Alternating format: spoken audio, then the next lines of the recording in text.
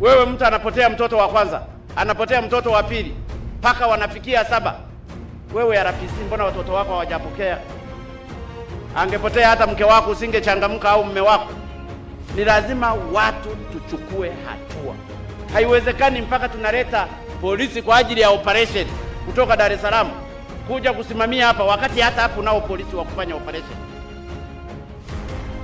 Halafu ati kwa sababu na manyota wewe ni polisi OCD RPC. Haiwezekani. OCD wa hapa yeye bado yupo. Bado yupo. Naye aondoke.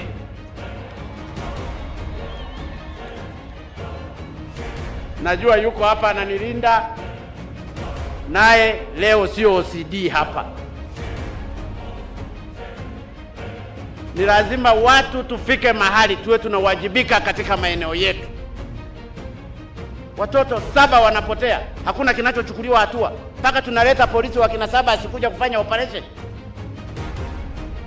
Upo na nyota zako, uchukue hatua. Lazima uwajibike kwa matendo hayo. Wakina mama waliopotelewa watoto na familia wameumia. Mkoa wa Njombe umepata doa kubwa.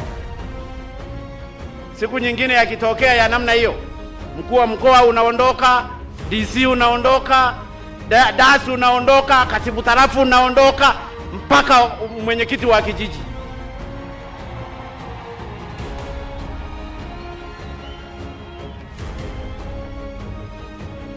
Ikiwezekana na katibu wa CCM hiji na nani, wote wanaondoka.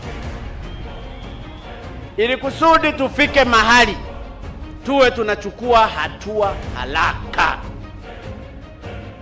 Lakini